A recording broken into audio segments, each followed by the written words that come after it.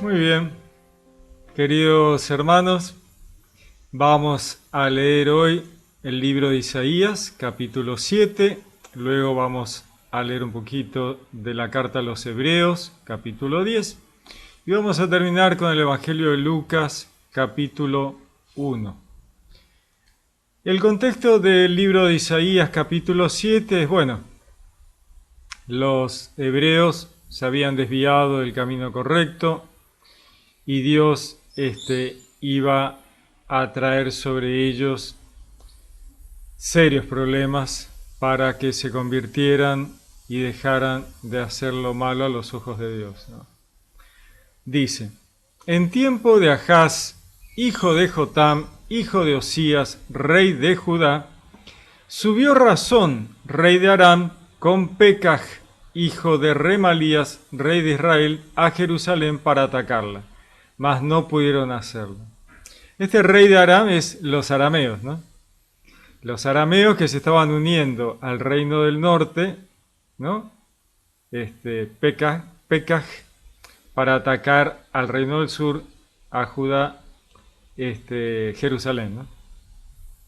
La casa de David había recibido este aviso: Aram se ha unido con Efraín. Y se estremeció el corazón del rey y el corazón de su pueblo, como se estremecen los árboles del bosque por el viento. O sea, los arameos habían tratado de conquistar Jerusalén y no habían podido. Los del reino del norte habían tratado de conquistar Jerusalén, no habían podido. Y ahora se habían unido, ¿no? Efraín y los arameos. Bueno, ahí había mejores posibilidades de conquistar Jerusalén, y entonces por esto el reino de Judá realmente se asusta, ¿no? Entonces Yahvé dijo a Isaías, Ea, sal con tu hijo Sear Yasub al final del caño de la alberca superior por la calzada del campo del batanero al encuentro de Ahaz. Es interesante cómo Dios envía al profeta a un lugar en particular, ¿no? A la salida del caño de la alberca superior, que es el lugar por donde llegaba el agua que mantenía abastecida de agua a la ciudad, ¿no? Por la calzada del campo del batanero, el que lavaba, ¿no? El lavadero, el que ponía limpia la ropa, ¿no? Y acá tenemos toda una imagen. El agua, ¿no? que abastece la ciudad. Hay una figura ahí de Dios, de Jesús, el agua viva, ¿no? La que limpia las vestiduras, ¿no? El campo del batanero, el lavadero, al encuentro de Ahaz, ¿no? Estas cositas que tienen, que por ahí pasan inadvertidas, ¿no? Y dile, alerta, pero ten calma, no temas, ni desmaye tu corazón por ese par de cabos de tizones humeantes. Así le está llamando a estos dos del norte que quieren invadir, ¿no? Ya que Aram, Efraín y el hijo de Remalías han maquinado tu ruina diciendo, subamos contra Judá, desmembrémoslo, abramos brecha en él y pongamos allí por rey al hijo de Tabel. Así ha dicho el Señor Yahvé. No se mantendrá ni será así, porque la capital de Aram es Damasco, y la cabeza de Damasco, Rasón. Pues bien, dentro de 65 años, Efraín dejará de ser pueblo. La capital de Efraín es Samaria, y la cabeza de Samaria, el hijo de Remalías. Si no os afirmáis en mí, no seréis firmes. Ya Dios les está avisando que se viene una invasión tremenda que se va a llevar al pueblo del norte, al reino del norte, se los va a llevar de esclavos, ¿no? Que luego ocurriría. O sea, ya le está diciendo, mirá, la capital de Efraín, Samaria, va a ser arrasada, ¿no? Dentro de 65 años, y Efraín va a dejar de ser pueblo. Tremendo. Volvió Yahvé a hablar a Ahaz diciendo, pide para ti una señal de Yahvé tu Dios en lo profundo del Seol o en lo más alto. Dijo Ahaz, no la pediré, no tentaré a Yahvé. O sea, Ahaz no era un buen rey, ¿eh? Ahaz era un tipo muy complicado, ¿no? Pero acá se está haciendo el bueno, dice, no, yo no voy a tentar a Dios, ¿no? ¿Cómo voy a pedir una señal? No, está siendo absolutamente, digamos, hipócrita, ¿no? Entonces Isaías, que no le cree, le dice, oíd pues, casa de David, ¿os parece poco cansar a los hombres que cansáis también a mi Dios? Pues bien, el Señor mismo va a daros una señal. He aquí que una doncella está encinta y va a dar a luz un hijo y le pondrá por nombre Emmanuel. Emmanuel es Dios con nosotros, ¿no? Cuajada y miel comerá hasta que sepa rehusar lo malo y elegir lo bueno. Porque antes que sepa el niño rehusar lo malo y elegir lo bueno, será abandonado el territorio cuyos dos reyes te dan miedo.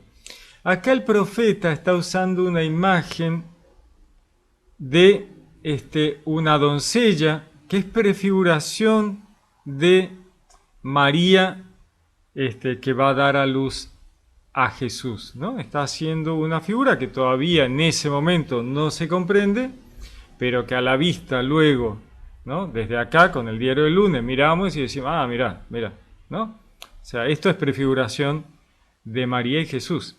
Pero en ese momento el profeta está usando esta imagen de una mujer joven, virgen, que está por quedar encinta, pero bueno, no es el Mesías al que trae, ¿no? Sino que está usando la temporalidad de esta chica joven que va a tener un hijo, y en esas temporalidades de que el niño va creciendo es que va a ocurrir todo lo que el profeta les dice que va a pasar, y que lo que va a pasar tiene que ver con que Dios está haciendo las cosas y no hay forma de oponerse. La única forma de oponerse siempre es la conversión, ¿no? O sea, si te convertís, volvés para atrás y pedís perdón, Dios detiene las maquinarias, ¿no? Lo que pasa es que no hubo conversión acá, no. Porque siempre que Dios advierte y la gente se convierte, se arrepiente, hace penitencia y pide clemencia, Dios para la maquinaria y dice, bueno, la verdad que pensaba mandarte esto, aquello, lo otro, pero vos te arrepentiste, paramos. Bueno, no es el caso, ¿no? No se arrepintieron. Entonces les dice todo lo que va a pasar, ¿no? Entonces dice, porque antes que sepa el niño rehusar lo malo y elegir lo bueno, será abandonado el territorio cuyos dos reyes te dan miedo. Se está hablando de una temporalidad ahí cerquita a Isaías, o sea, esta joven que va a tener el hijo no es María, es prefiguración de María, ¿se entiende? El profeta está usando, porque Dios se lo ha dicho, que use las temporalidades para que ellos sepan los momentos en que estas cosas van a ir ocurriendo, ¿no? Entonces dice, aquel día silbará Yahvé el enjambre que hay en los confines de los ríos de Egipto, a las abejas que hay en tierra de Asur, con imágenes de las plagas, ¿no? Las plagas de langosta, las abejas. Vendrán y se posarán todas ellas en las quebradas, en los resquicios de las peñas, en todas las corrientes y en todos los arroyos. En realidad, esta imagen, ¿no? Que ellos tienen muy claro de insectos, abejas, langostas que se comen todo, arrasan con todo, en realidad son ejércitos invasores que van a hacer un desastre sobre el territorio, ¿no? Entonces dice, aquel día silbará Yahvé al enjambre que hay en los confines de los ríos de Egipto y las abejas que hay en tierra de Asur. Vendrán y se posarán todas ellas en las quebradas, en los resquicios de las peñas, en todas las corrientes y en todos los arroyos. Aquel día rapará el Señor con navaja alquilada allende el río, con el rey de Asur, la cabeza y el vello de las piernas y también la barba afeitará. Aquel día criará cada uno una novilla y un par de ovejas. Está diciendo, mirá, va a ser, ¿no?, tierra arrasada, ¿no? Y así de tanto, dice, dar leche comerá cuajada, porque cuajada y miel comerá todo el que quedare dentro del país. Aquel día cualquier lugar donde antes hubo 1000 cepas por valor de 1000 piezas de plata, será de la zarza y el abrojo, ¿no? Les está diciendo, mirá, no va a quedar nada, ¿no? No va a quedar nada. Con flechas y arcos entrará allí, pues zarza y abrojo será toda la tierra. y en ninguno de los montes que se desbrozan con las asadas se podrá entrar por temor de las zarzas y los abrojos.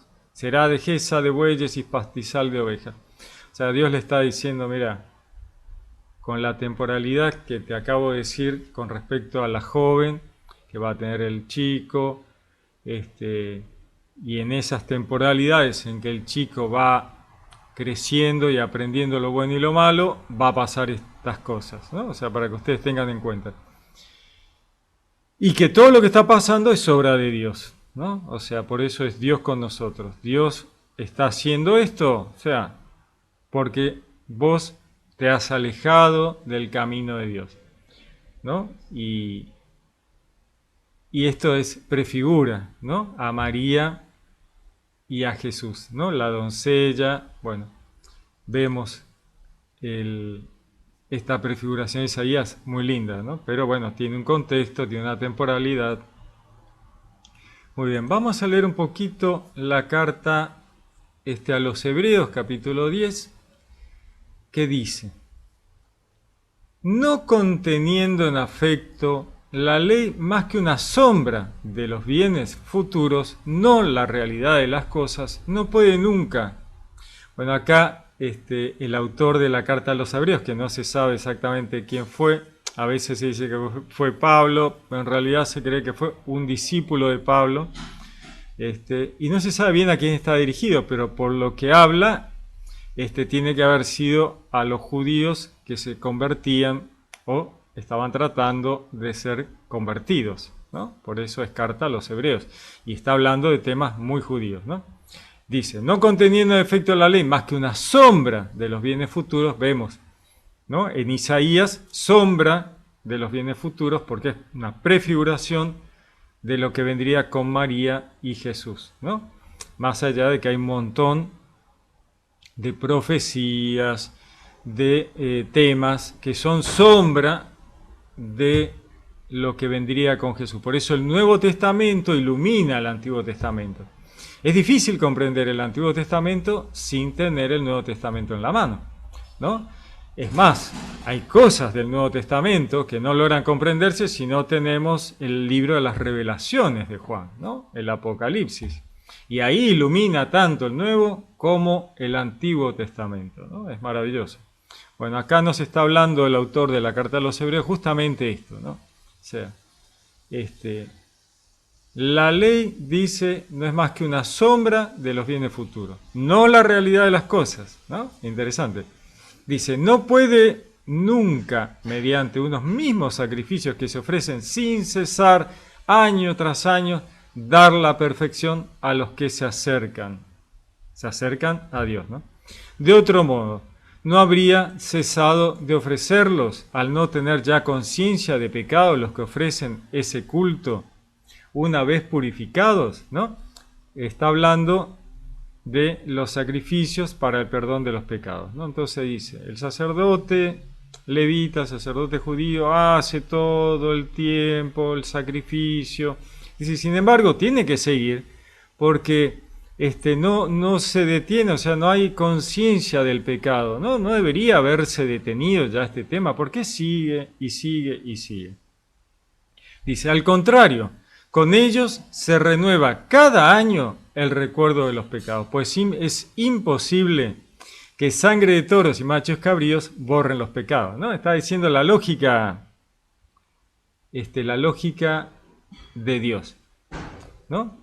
¿De dónde sale el tema de que la sangre de estos pobres animales van a eliminar los pecados? ¿A quién se le ocurrió?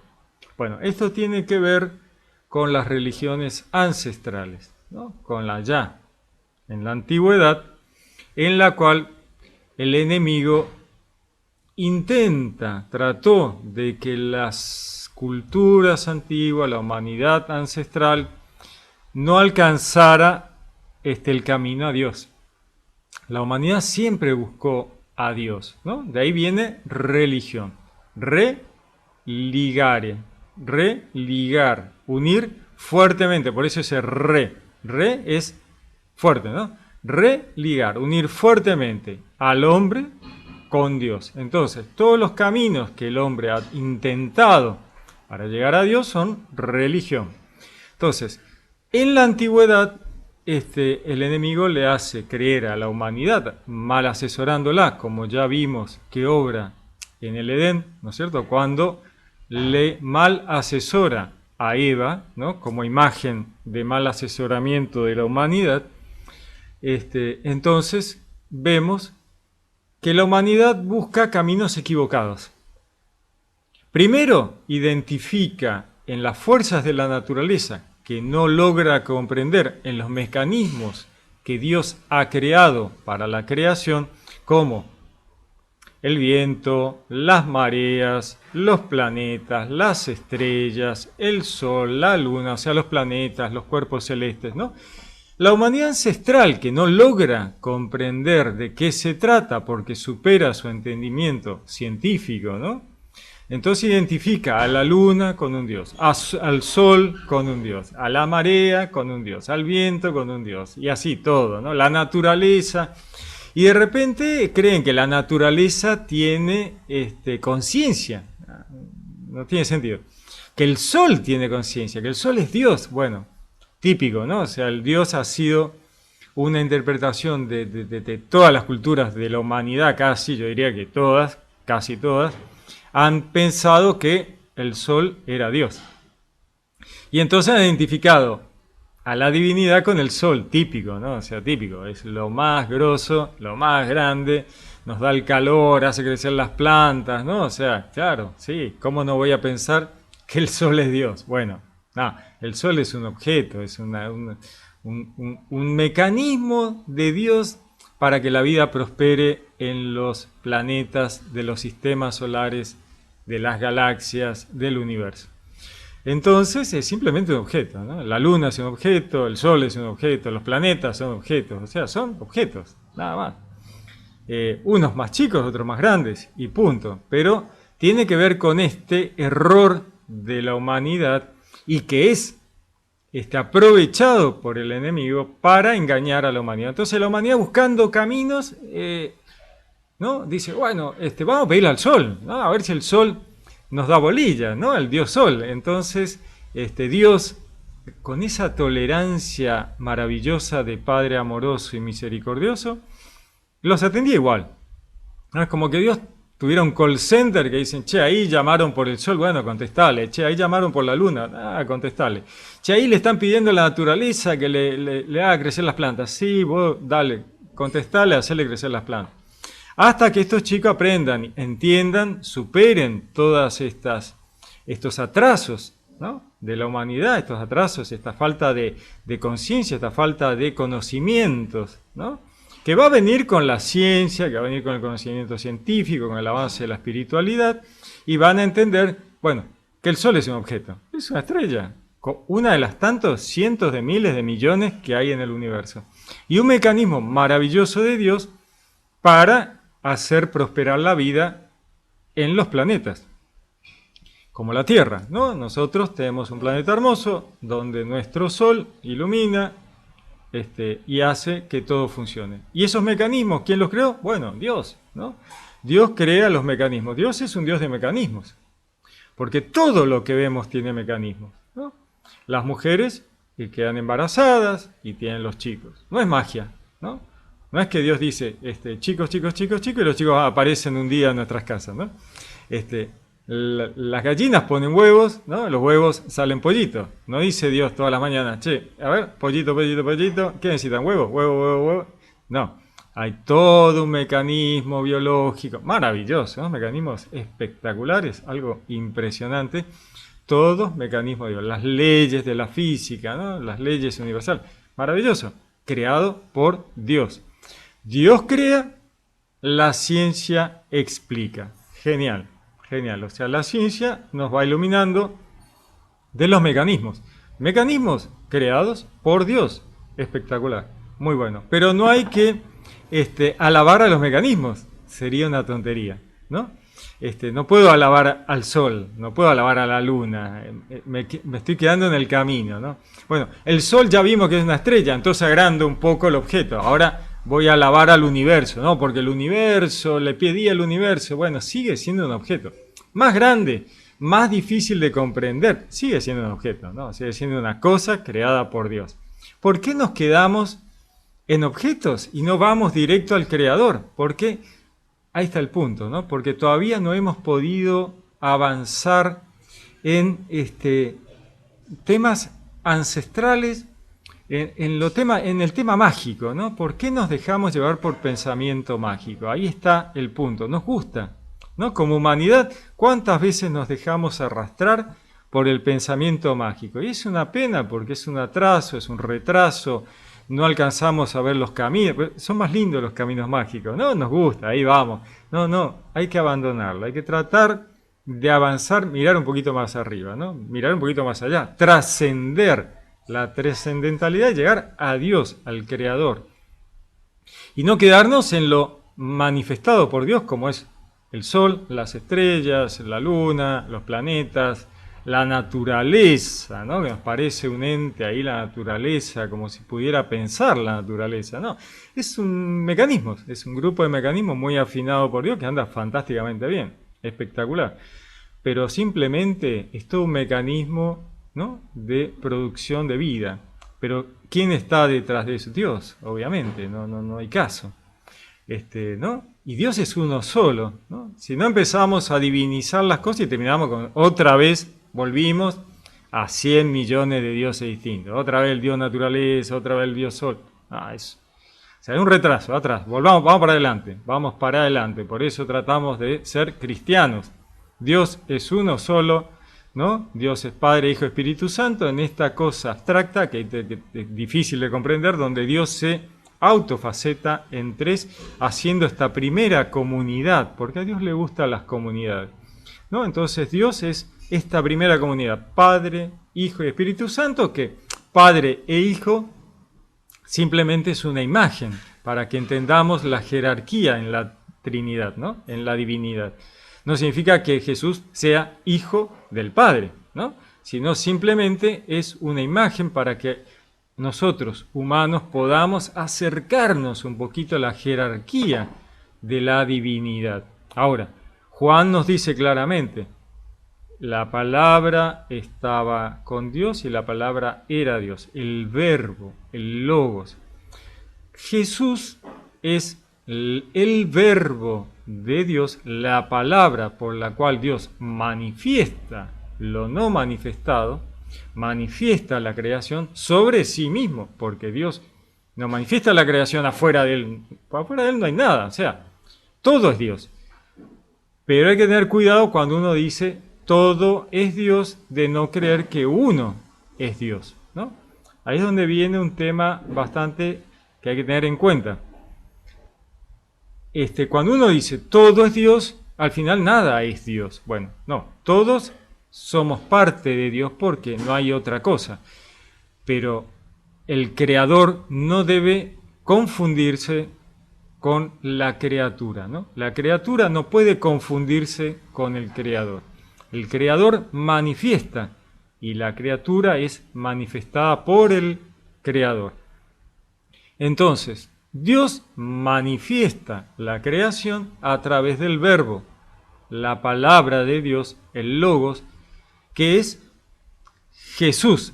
Pero en realidad Jesús, Yeshua, es el verbo cuando encarnó como humano en la historia de la salvación, ¿no es cierto? Entonces, ¿quién es Yeshua? Yeshua es el verbo de Dios que encarna en la historia de la salvación. Pero encarnando en la historia de la salvación, siendo hombre, 100% hombre y 100% Dios, nunca dejó de ser el verbo, el sostenedor del universo. Así que hay que tener en claro estas cosas para no perdernos en todos estos temas que son complejos, ¿no? Por eso acá la carta a los Hebreos dice, ¿no? Dice, es imposible que sangre de toros y machos cabríos borre pecados. Esto se le ocurrió a la gente, ¿no? Por mal asesoramiento del enemigo. Y Dios lo toleró, ¿no? Lo toleró para esperar que la gente alcanzara un estado de conocimiento espiritual suficiente para abandonar los sacrificios, el derramamiento inútil de sangre, ¿no? Y entonces, mientras tanto, hizo lo que hacían las culturas ancestrales, matar a un pobre bicho. Bueno, por lo menos el pueblo hebreo no mataba gente, porque los otros pueblos, casi toda la humanidad, como punto culmine de el sacrificio, era el sacrificio humano. Tremendo, ¿no? Entonces, por lo menos el pueblo hebreo eso no hacía. Pero sí hacía lo otro, ¿no? Matar un pobre animalito para derramar su sangre. Una cosa que Dios la toleraba igual, ¿no? Nunca quiso eso, pero bueno, lo toleró para que la humanidad fuera avanzando, ¿no? Uno tolera cosas que hacen los jóvenes, que hacen los chicos, sabiendo que no están totalmente bien, para esperar que llegue el momento en que comprendan y dejen de hacerlo, ¿no? Entonces continúa. Por eso, al entrar en este mundo, dice, sacrificio y oblación, sacrificio y oblación no quisiste, pero me has formado un cuerpo. Holocausto y sacrificios por el pecado no te agradaron. Entonces dije, he aquí que vengo, pues de mí está escrito en el rollo del libro, a hacer, oh Dios, tu voluntad. Dice primero, sacrificio y oblación y holocaustos y sacrificios por el pecado no los quisiste ni te agradaron. Cosas todas ofrecidas conforme a la ley. ¿No? Acá el autor de Hebreos nos está diciendo, vean cómo Dios tolera los sacrificios, sin embargo, nunca los quiso ni le agradaron, ¿no? Pero eran cosas que Dios contemplaba en la ley, ¿no? Y las decía, mire, háganlo de esta forma, ¿no? Por ejemplo, en el Génesis dice, les doy los frutos para alimento de los hombres y les doy la hierba para los animales. O sea, está diciendo, no se hagan un asadito. Bueno, en la humanidad no le dan ni 5 bolillas y dale que va. Entonces, Dios dice, bueno, ¿sabes qué? No me dan ni 5 bolillas, no hay forma, les voy a hacer una listita. Bueno, este bicho no, este bicho no, este bicho no, este bicho no, este sí. Bueno, este y este sí, el resto no, dejen tranquilos a los animalitos. Cómanselo, porque está visto que no hay forma, se los van a comer igual. Bueno, entonces, como a los chicos, mira, esto no, feo, no, esto no, feo, feo. Esto, bueno, dale, mientras aprendes. Esto, no, feo, impuro, no se hace. Entonces así Dios le da una listita al pueblo hebreo para minimizar el impacto, digamos, ¿no? Con tolerancia de amor de padre. Genial, espectacular. Y lo pone en la ley. Dice, bueno, vas a comerte el bicho, lo vas a matar. Bueno, no hay forma. Bueno, por lo menos matalo rápido, ¿no? Desangralo para que se muera y no sufra. Por lo menos eso, ¿no? Entonces dice la ley, bueno, mátenlo así, la comida kosher, ¿no? Que el bicho no sufra, ¿no? Perfecto, genial. Y esto no te comas, deja tranquila la creación, por favor. Bueno. Entonces dice, he aquí vengo a hacer tu voluntad. Abroga, dice el autor, lo primero para establecer lo segundo. Y en virtud de esa voluntad somos santificados, merced a la oblación de una vez para siempre del cuerpo de Jesucristo. Bueno, acá está el punto, ¿no? ¿Por qué Jesús, por qué el Mesías se da en sacrificio? ¿No? Es una cosa terrible. ¿Por qué? Porque Dios dice, bueno, tenemos que cortar este asunto de alguna manera. ¿Cómo puede ser que la humanidad esté haciendo esto? ¿No? Y el enemigo va allá y le dice a Dios, mirá lo que están haciendo, vamos a borrarlo. Estos tipos son malos, mirá lo que están haciendo. Pero él fue el instigador de eso, ¿no? Lo vemos en Job, ¿no? El libro de Job, un libro maravilloso, donde vemos por una pequeña ventanita allá al reino de los cielos, donde el enemigo hace tropezar y después va y acusa, ¿no?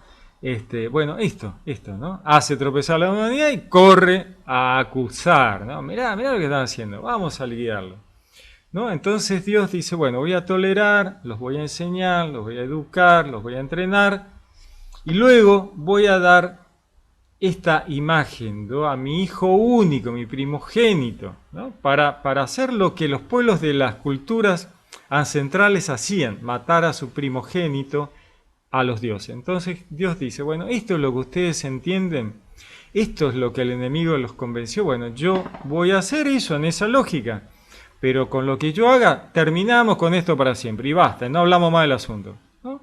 Así que entrego a mi hijo único, mi hijo primogénito, en sacrificio. El Cordero de Dios definitivo, que quita los pecados del mundo.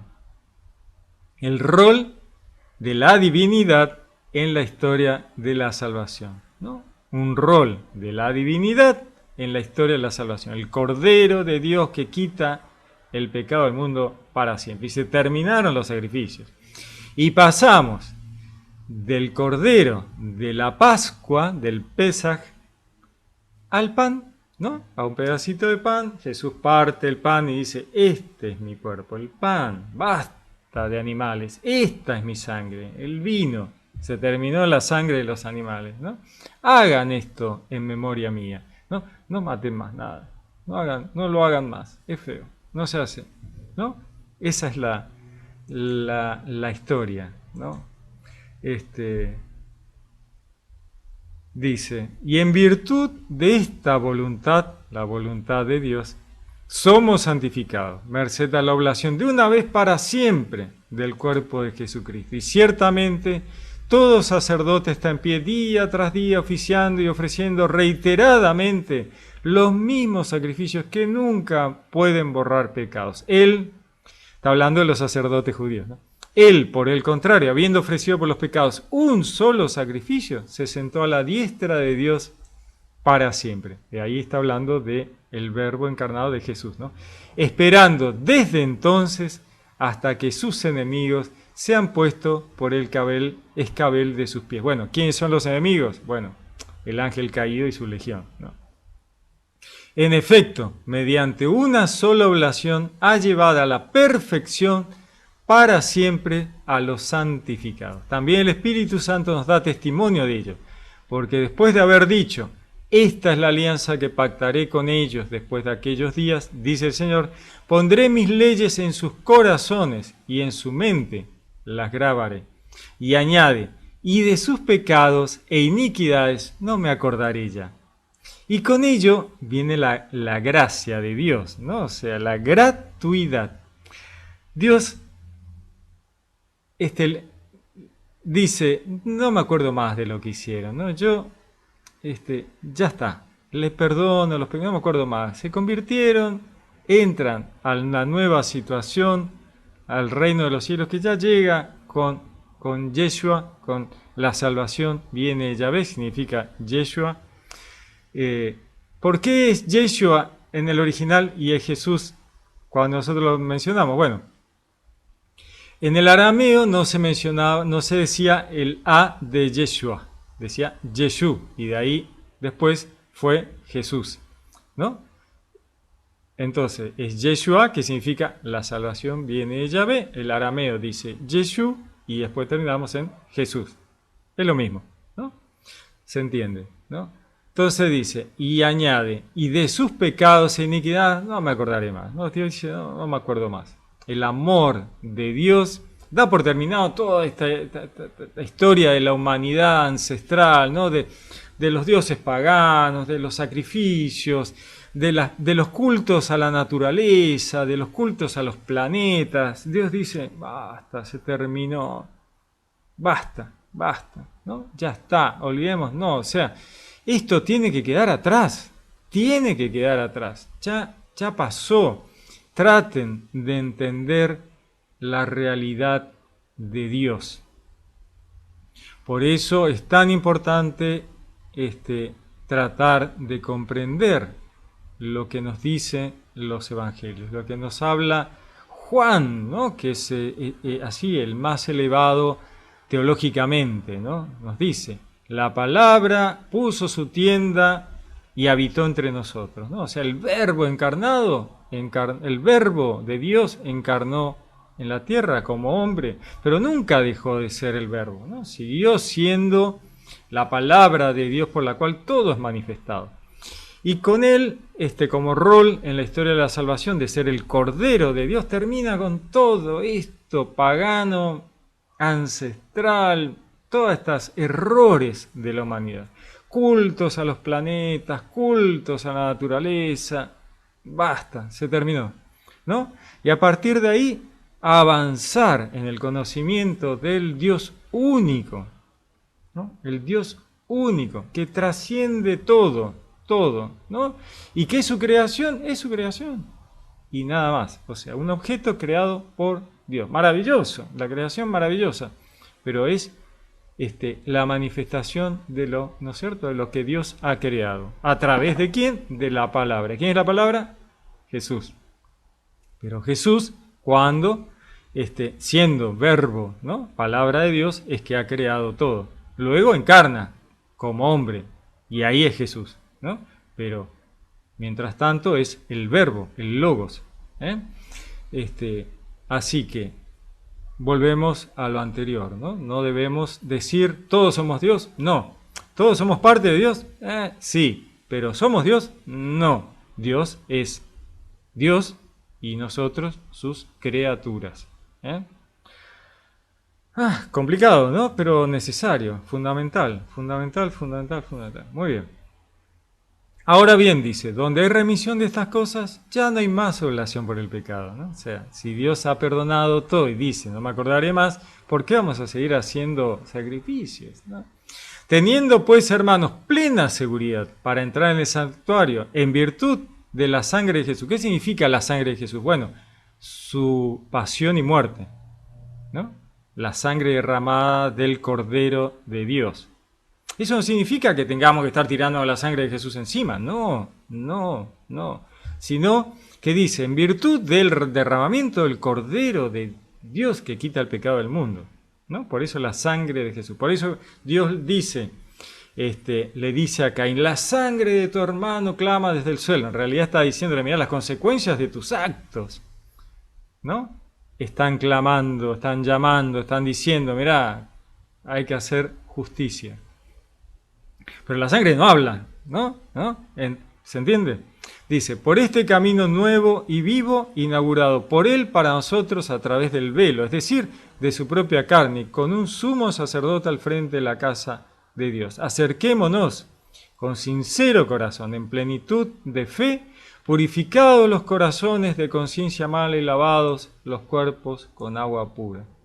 ¿No? Nos está diciendo, bueno, está todo fantásticamente bien, pero debemos convertirnos, debemos hacer un cambio en nuestro corazón, un cambio en nuestro alma, si no todo lo demás no sirve, ¿no? O sea, está todo fantásticamente bien, pero hay una necesidad de conversión interna fundamental, porque Dios está haciendo el 99,9% del camino y nosotros tenemos que hacer ese 0,01, pero lo tenemos que hacer, porque si no lo hacemos, todo lo demás no sirve. Entonces, ¿queremos la salvación? Bueno, la salvación es una puerta que hay que atravesar. ¿Cómo la atravesamos? Con acciones de amor al prójimo. Dios ha hecho todo lo demás. Tenemos que ser buenos, hacer acciones de amor al prójimo y entramos por la puerta. Muy bien, genial. Bueno, hoy es un día complejo. Continuamos con el Evangelio de Lucas para ver todas estas prefiguraciones, ¿no? Este tema de los roles de la divinidad, la prefiguración de Isaías, y ahora vamos a terminar cerrando con María, ¿no? Con María, ¿no? Dice, al sexto mes fue enviado por Dios el ángel Gabriel a una ciudad de Galilea llamada Nazaret, a una virgen desposada con un hombre llamado José de la casa de David.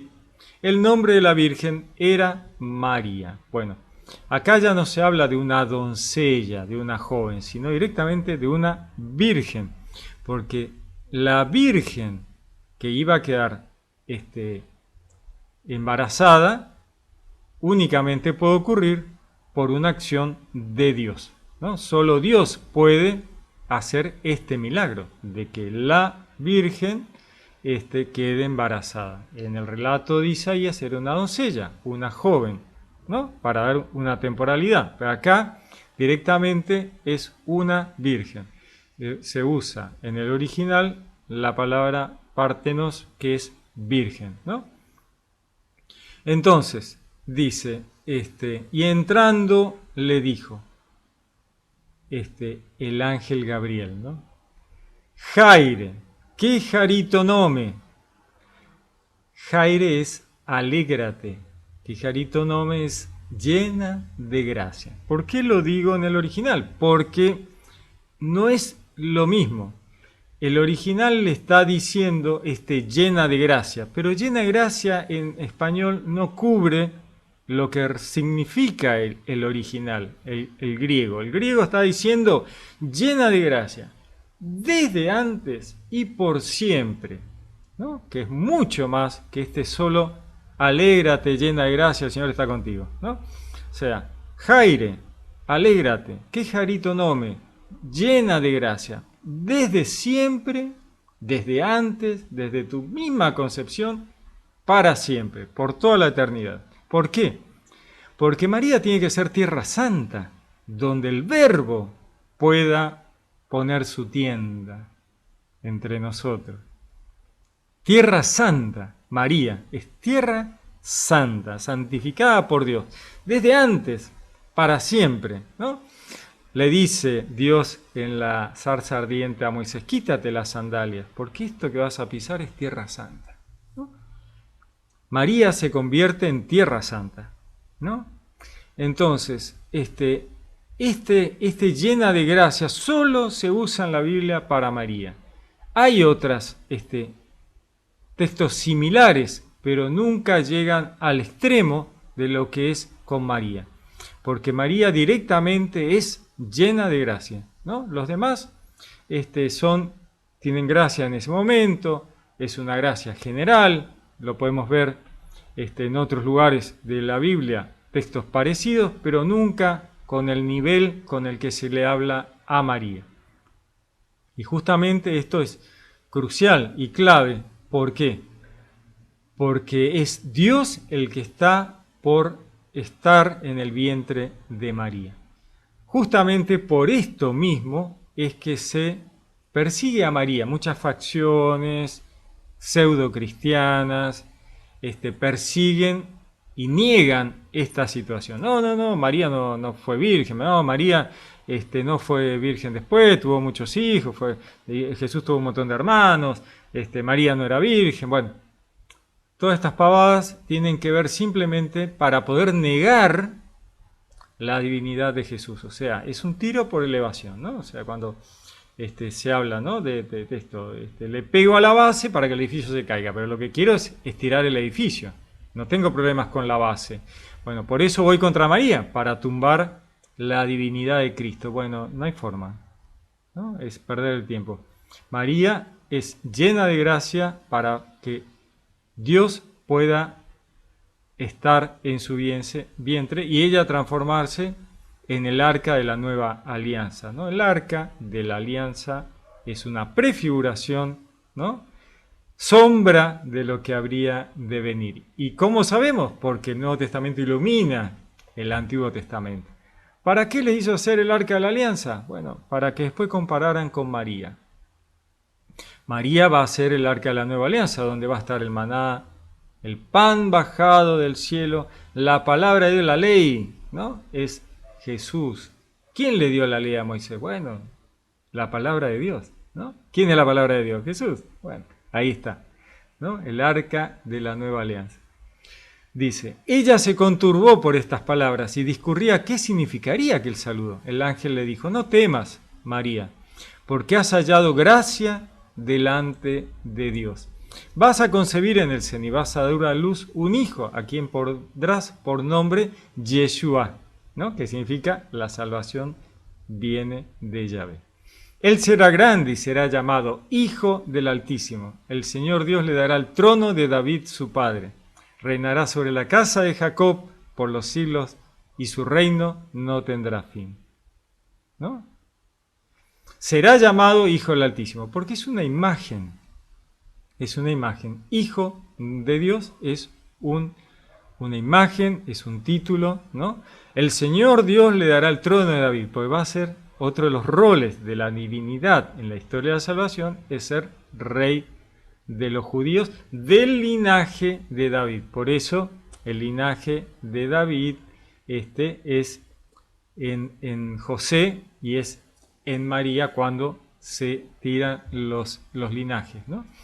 Jesús va a ser absolutamente judío por María, por su madre, y va a tener todo lo otro de terrenal para el judío por José, ¿no? Es genial. Entonces dice, reinará sobre la casa de Jacob, sobre Israel, ¿no? Por los siglos, y su reino no tendrá fin. María respondió al ángel, ¿cómo será esto, puesto que no conozco varón? El ángel le respondió, el Espíritu Santo vendrá sobre ti, el poder del Altísimo te cubrirá con su sombra. Por eso, el que ha de nacer será santo y será llamado Hijo de Dios. Bueno, acá otra vez el Nuevo Testamento ilumina el Antiguo Testamento, ¿no? La sombra, ¿no? El poder del Altísimo te cubrirá con su sombra. Recordemos a Dios llenando, ¿no? El tabernáculo con esta niebla que cubría el tabernáculo y llenaba el lugar donde estaba, ¿no? El arca de la alianza, ¿no?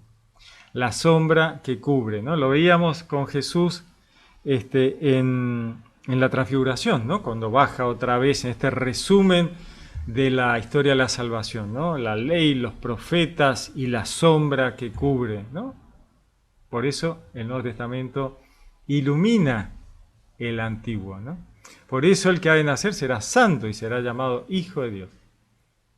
Mira también, Isabel tu parienta ha concebido un hijo en su vejez, y este es ya el 6º mes de aquella que llamaban estéril, porque ninguna cosa es imposible para Dios. Dijo María, he aquí la esclava del Señor, hágase en mí según tu palabra. Y el ángel, dejándola, se fue. María no tiene ninguna duda, o sea, ella quiere saber cómo, pero no duda de que lo que le dice es así. Está bien, hágase en mí según tu palabra. Espectacular, ¿no? En aquellos días se levantó María y se fue con prontitud a la región montañosa, una ciudad de Judá, entró en casa de Zacarías y saludó a Isabel. Y sucedió que cuando oyó Isabel el saludo de María, saltó de gozo el niño en su seno. E Isabel quedó llena del Espíritu Santo. Aquí nuevamente, volvemos al Antiguo Testamento y vemos a David y el Arca de la Alianza, ¿no? David que salta frente al Arca de la Alianza. Y acá el niño está saltando de gozo cuando ve llegar al Arca de la Alianza, que es María.